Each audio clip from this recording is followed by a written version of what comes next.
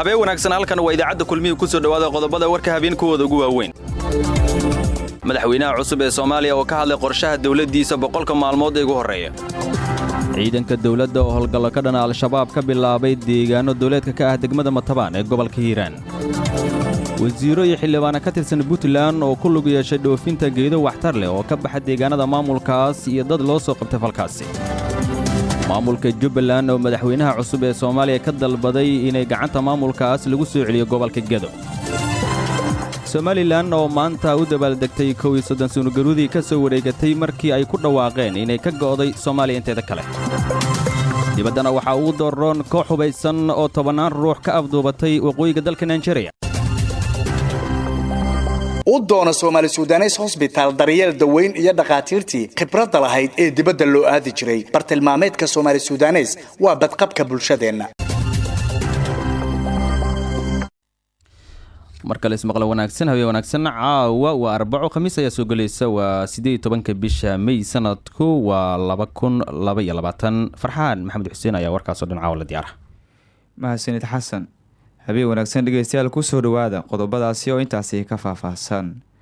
madaxweynaha cusub ee Soomaaliya ayaa ka hadlay qorshaha dawladdiisa 100 maalmood ee ugu horeysa Cali Cilmi Salaad ayaa warkan inoo faahfaahinaya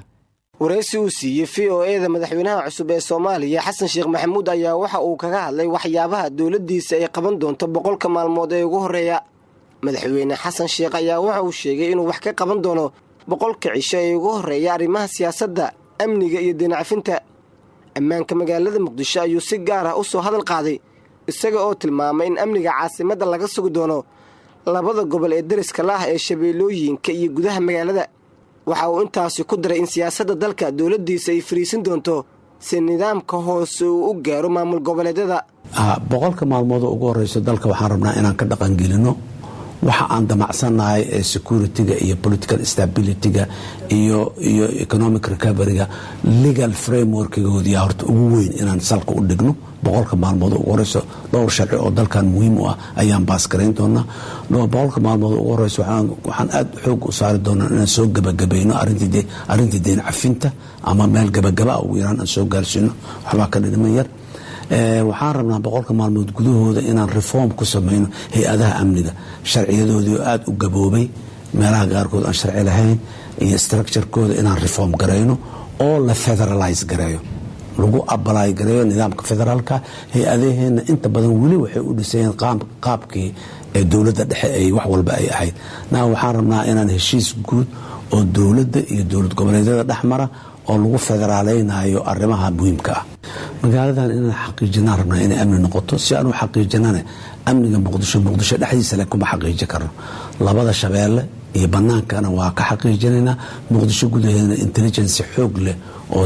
systematic oo qaabaysan ayaan yeeli doonaa caalamkana waa la kaasho doonaa arrimaha amniga oo dhan cid kasta oo arrimaha amniga naga saacidaysana waan soo dhaweynaynaa mar wax laga weydiiyay madaxweynaha cusub inuu wax ka bartay khilaafka iyo bedelida ra'iisul wasaaraha Xasan Sheekh ayaa ku jawaabay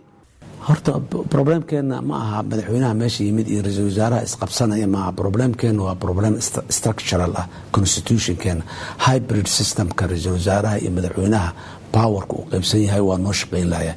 1960 laga soo bilaabay ilaa maanta mar uu shaqeeyay ma jirin ama laba ra'iisul wasaare hal la bedelo ama saddex ra'iisul wasaare hal la bedelo madaxweyne iyo ra'iisul wasaare inta isla bilaabay isla dhameey taariikhdu ma ayaan dhicin marka issuega madaxweynaha iyo maaha constitutionka waa wax dib u eegis u baahan inaan parliamentarian noqono inaan presidential noqono waa la yaqaan laakiin nidaamkan hybridka feere nima la doortay aniga habeen hore la doortay muddo dheer doorasho soo socotay wakiiladii dadka Soomaaliyeed ayaa la doortay hadda ra'iisul wasaaraha magacaabaya caawa nimaan la garanin oo gurigiisa iska joogo oo isagu la sidiisa aan ogeyn inuu ra'iisul wasaare noqonayo in kale ayaa biriso wixii laga yaabaa inaan ra'iisul wasaare ama usbuuc dambe ma bisha dambe ra'iisul wasaare u magacaabo ninkii markaas uu yimaado iyo ninkii la doortay qoorta isu galayaan xafiiska madaxweynaha la doortay ee dalka hawl ka bilaabato oo weyn ma jirto magacaabista ra'iisul wasaaraha kaliya xafiiska ka bilaabato inta kale xafiiska ku soo dhamaadaan dadka Soomaaliyeed madaxweynaha dayayaan mas'uuliyadna asiga saarayaan marka arrimahaas waxay u baahan yihiin dadka Soomaaliyeed in laga hadlo lagana doodo la furo oo la hagaajiyo hadii la yiraahdo Xasan Sheekh Maxamuud oo dalkan mar kale madaxweyne loogu doortay xadii waxa hor yaala dawladdiisa shaqooyin adag sida wax ka qabashada gobolka Gedo oo maamulka Jubbaland gacantooda gobolkaasi uu ka maqan yahay muddo 2 sano ah baadi goobka dhalinyaradii loo qaaday Eritrea xoreynta deegaanada al-shabaab ee dalka ka joogaan iyo qodobo kale dhawaan ayaa la filayaa madaxweyne Xasan Sheekh in talada uu kala wareego madaxweynaha booska uu ka bedelayo Maxamed Cabdullaahi Farmaajo kaas oo 5 sano dalkan madaxweyne ka ahaa mahadsanid cali ciidamada dowladda ayaa howlgal ka dhana al-shabaab ka bilaabay deegaano dhaca duleedka magaalada Matabaan ee gobolka Hiiraan Farxaan Axmed Cabdi ayaa warkan inoo soo diray ciidamada dowladda federaalka ee Soomaaliya iyo kuwa Galmudug ayaa maanta la wareegay deegaano hoostaga degmada Matabaan ee waqooyiga gobolka Hiiraan oo fariisan u ahayd ururka al-shabaab subaxnimadii hore ee saaka ayay deegaano ka tirsan al-shabaab la wareegeen gacan ku haynta degmada Matabaan ee waqooyiga gobolka Hiiraan waxaana degmada Gurceel ee gobolka Galgaduud ka baxay ciidamo isugu jira Gorgor Haramcad iyo ciidamo booliis ah kuwa oo galinkii dambe gaaray degmada Matabaan ee gobolka Hiiraan iyagoo uga sii rooqaasaday deegaano hoostaga degmadaasi oo hore uga sugnaayeen dagaalyahano ka tirsan al-shabaab laba xidigle Cabdullaahi Aadan taliyaha booliiska degmada Matabaan ee gobolka Hiiraan oo warbaahinta la hadlay ayaa sheegay in ciidamada ammaanku ay la wareegeen deegaano hor leh halkaan waxaan kula wadaagaynaa shacabka meel kasta uu joogo iyo maaragtay inta deegaamada hoostagta degmada Matabaan in maaragtay kooxihii caadaystay inay dhaqan xumada iyo amni darrada ay sameeyaan ay saakay ku sameeyeen amni darrada inay qashqashaan ay isku dayeen magaalada laakiin aan maaragtay ka hortagno ciidamada qaybahooda kala duwan ay ka hortageen sida Gorgor nabad sugidda Haramcad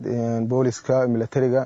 inta ay ka hortageen haddana aan sii bacsanayno ku sugannahay deegaan Matabaan hoostaga lagu magacaabo Calitole lagu magacaabo haddana hareeradoodii meelaha lagu maqlay aan ku sii daba joogno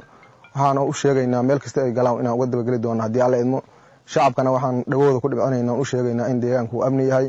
wax qalqala iyo wax amni darra aysan ka jirin ay isdejiyaan wadankana insha Allah haddii Ilaahay yiraahdo meel kasta ay galaan laga daba gali doono lana xisfay doono inta harta haddii Ilaahay yiraahdo degmada Matabaan ee waqooyiga gobolka Hiiraan ayaa bilihii ugu dambeeyay ahayd mid aysan jirin cid gacanta si cad ugu haysa waxaana ilaa iyo dhowr jeer la wareegay gacan ku haynteeda dagaalyahano ka tirsan al-shabaab Farxaan Axmed Cabdi KNN Dhuusamareeb wasiirro iyo xildhibaano ka tirsan maamulka Puntland ayaa ku lug yeeshay dhoofinta geedo waxtar leh oo ka baxa deegaanada maamulkaasi iyo dad loo soo qabtay arrintaasi Saciid Xasan Faarax ayaa warkan inoo soo diray maxkamadda darajada koowaad ee magaalada Garowe ayaa maanta waxa ay bilowday dhageysiga dacwad ku saabsan dhoofinta dhirka geed quwaaxa loo yaqaano oo ku eedeysan yahay nin dhawaan lagu soo qabtay oo wasaaradda deegaanku sheegtay ninkan ku eedeysan mashruuca dhoofinta geedka quwaaxa oo gacanta lagu hayo ayaa sida uu sheegay waxa uu kashifay siro badan oo uu sheegay in wasiirro iyo xildhibaano ka tirsan Puntland ay ku lug leeyihiin mashruuca dhoofinta dhirtaasi maxkamadda ayaa waxa ay bilowday dhageysiga garmaqalka koowaad ee ninkan ku eedeysan dhoofinta quwaaxa isla markaasna qirtay in mas'uuliyiin ka tirsan xukuumadda Puntland ay ku lug leeyihiin maxkamadda darajada koowaad ee gobolka Nugaal ayaa waxa ay sheegtay in ay ku guda jirto cid kasta oo ka dambeysay dhoofinta geed quwaaxa isla markaasna arrintaasi ku lug lahayd xeelalaaliyaha guud ee Puntland Maxamuud Xasan oo Cismaan oo warbaahinta la hadlay ayaa faahfaahin ka bixiyay garmaqalka iyo dhageysigan ay maanta bilowday maxkamadda darajada koowaad ee gobolka Nugaal sidoo kale xeelalaaliyaha ayaa sheegay in kiiskan uu ballaadhnaan doono maadaama uu lugaha la galay mas'uuliyiin ka tirsan xukuumadda Puntland xeelalaaliyaha ayaa sidoo kale fariin u diray cid kasta oo ku hawlan jaridda dhirtaasi iyo dhoofinta isagoo sheegay in tallaabo sharciga waafaqsan laga qaadi doono waxaa maxkamadda darajada koowaad ee gobolka Nugaal ka furmay kiis ku saabsan xaalufinta deegaanka kiiskaas waxaa loo soo qabtay hadda oo gacanta lagu hayaa oo kiiskiisu saaka uu ka furmay maxkamadda darajada koowaad Liibaan Cali Food in la yiraahdo ninkaas tabagal dheer iyo baaris dheer kadib hay'adaha amnigu waxay gacanta ku soo dhigeen ninkaas eedeysanaha waa jiraan dad kale oo kiiska lala xiriirinayo aan baaristooda ku jirno waxa laga yaabaa kiiskaas oo inuu dhowr jalso maanta furitaan bay dhowr jalso inuu yeesho ninkii eedeysanaha ayaa wuxuu codsaday maxkamadda ka codsaday in loo qabto qareen maadaama kiisku culus yahay oo laga yaabo in ciqaab culus ku dhacdo maxkamaddu waxay ka aqbashay in qareen loo qabto marka kiisku maanta waa furitaan weeye waxaana aad u jeedaan iyo wax ka badan weeye wax lagu eedeynayo ninka eedeysanaha hadda ku xiran iyo rag kale oo aanu insha Allah aanu iyagana soo bandhigi doono kiiska qaybta ay ku leeyeen haddii aan la idmo dalkii waa la xaalufiyey awal baa la xaalufiyey dadkii baa la xaalufiyey xoolihii baa la xaalufiyey baddii baa la xaalufiyey hadda waxaa loo soo dhigtay dhirtii qoyanayd marka insha Allah dagaal baan ka galaynaa dagaal sharci baan ka galaynaa cid walba oo lug ku yeelata mansab kasta oo ay leedahay inaan ku cafin hadii aan laydmo marka kiisku waa bilowday meelo badan inuu lagu hala galaa laga yaabaa sida maxaan ku yiraahdaa uu cadeeyay ninka eedeysanaha cid walba oo lug ku yeelatana insha Allah sharci cid walba saa ka sareeya marka waan ku dabagalaynaa sharcigan horkeenna Saciid Xasan Faarax ka yeelan wararka Puntland maamulka Jubbaland ayaa madaxweynaha cusub ee Soomaaliya ka dalbaday in gacanta maamulkaasi lagu soo celiyo gobolka Gedo Axmed Dirir Nuur ayaa faahfaahinaya warkan maamulka Jubbaland ayaa sheegay in madaxweynaha cusub ee Soomaaliya Xasan Sheekh Maxamuud ay ka rajaynayaan inuu xal u helo xaaladda ka taagan gobolka Gedo iyo inuu diradda saaro sidii maamulka Jubbaland dib gacanta lagu soo wareejin lahaa maamulka gobolka Gedo wasiirka warfaafinta ee maamulka Jubbaland Suleymaan Maxamed Maxamuud oo warbaahinta la hadlay ayaa rajo wanaagsan ka muujiyay in madaxweyne Xasan Sheekh Maxamuud uu xal u heli karo xaaladda ka taagan gobolka Gedo dawladii hore uu hogaaminayay Maxamed Cabdullaahi Farmaajo oo u geystay maxatirada maamul goboleedyada sida maxaatira maamul goboleedka Jubbaland oo kale oo uu dhaxuna qabateen saaray taas waxaan u aragnaa inuu tallaabo fiican qaadi doono wada hadal iyo maxaatira maamul goboleedyada hadda uu bilaabay inuu maamul goboleedyada la jiro madaxda maamul goboleedyada sidaas laaligan in horumar iyo maxaatirada iyo odaynimo iyo nabadoonnimo uu sameyn doono dhibaatadii jiray dadka Jubbaland iyo maamul goboleedyada ay qabeen dhammaan laga bogsoon doonaan rajaynayna waxaa shaqaynaya sharci dawladda Soomaaliya waxay leedahay dastuur dawladda Jubbaland waxay leedahay dastuur geeda waxay ka mid tahay maamulka Jubbaland sidaas la aligeed bacdama maamulkii hore jiray oo ragaadiyay ciidan geeyay degmadaas waxay ahayd degmad nabada gobolkaas geeda waxay ahayd gobol nabada oo meel walba la isku mari jiray shabaabka laga xoreeyay yahay kadib waxaa la sameeyay in ciidan lagu daabulo lagula dagaalamo Jubbaland taas marka hadda hadii dawladii hore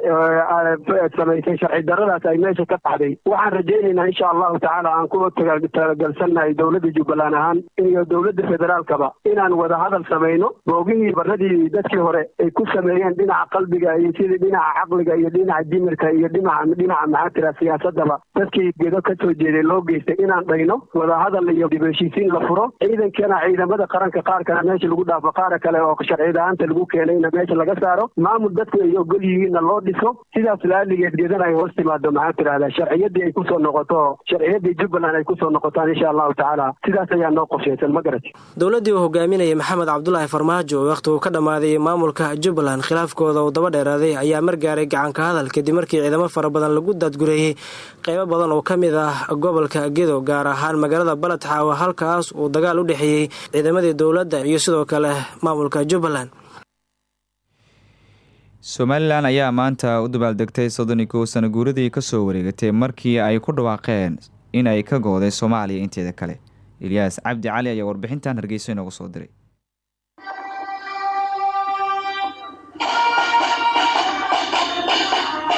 deegaanada Somaliland maanta waxaa looga dabaaldegay xuska 31 guuradii ka soo wareegtay maalintii ay Somaliland sheegtay in ay xornimadeeda kala soo noqotay Soomaaliya inteeda kale isla markaana ka gooday 18 May ayaa waxaa dhammaan shacabka Somaliland isugu soo baxeen deegaanada Somaliland goobaha fagaarayaasha iyadoo mas'uuliyiinta dawladda ciidamada booliiska ururada kala duwan ee bulshada iyo sidoo kale ardayda kala duwan ee deegaanada Somaliland ku nool halkaasi ku soo bandhigeen gaada ka ciyaar ciidamada militariga Somaliland iyo hubkooda kala duwan oo la soo mariyay halka uu madaxweynaha Somaliland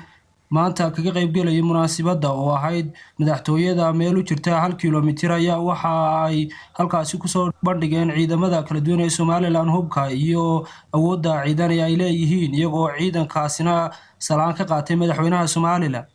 madaxweyne Biixi waxa uu sidoo kale hambalyo u diray madaxweynaha cusub ee Soomaaliya isagoo sheegay in ay ku faraxsan tahay Somaliland in si nabad ah ay xilkooda kala wareegaan laba madaxweyne waxa uu sheegay in au rajaynayo in madaxweynaha cusub uu ka shaqeeyo nabadda isla markaana uu qiro in Somaliland iyo Soomaaliya ay yihiin laba walaalo ah oo wada mandaqada Geeska Afrika oo marti loogu ahaa walaaltinimo loogu tagay waxay yiraahdeen madaxweynaha koonfur baale ra'iisul wasaaraha annaga leh wasiirka khaarijiga annaga leh wasiirka daakhiliga annaga leh wasiirka maaliyadda annaga leh caasimaduna waa xamar ayaa madaxweynihii labaad allah naxariista cabdirashiid iyo raggii la taliyay la yidhi aynu siino prime ministerka somaliland allah naxariista cigaal baa sanad kasta waxaa somalilan laga xusaa maalinta 18 May taasi oo loogu dabaaldego markii ay somalilan xornimada kala soo noqotay Soomaaliya inteeda kale 1991 inkastoo beesha caalamka ka helin aqoonsi. Cabdi Cali iyo Hargeysa. halkaad warkaasi ka dhageysanayseen waa idaacadda kulmiye ee magaalada Muqdisho imkaan akhbaaraadka dibadda. koox hubaysan ayaa 12 ruux ka afduubtay waqooyiga dalka Nigeria. dabley hubaysan ayaa 12 ruux oo rakaab ka afduubtay wadada isku xirta caasimadda Nigeria Abuja iyo magaalada waqooyiga ee ku taala ee dalka Kaduna. goobjoogayaal ayaa sheegay in kooxaha afduubka geystay ay wadada xireen iyagoona rasaas ku furay dadka shacabka ah. ciidamada ayaa intaasi kadib ka jawaabay oo dagaal ku qaaday raggii hubaysnaa. nin safar oo ka badbaaday dagaalka ayaa sheegay in ilaa 40 qof la afduubtay. gudoomiyaha amniga gudaha ee gobolka Kaduna ayaa warbaahinta u xaqiijiyay in uu jiro dagaalka balse ma uusan sheegin tirada rasmiga ah ee la afduubtay. warkii oo dacwo ka dhageysanaysan idaacadda kulmiye waa naga inta.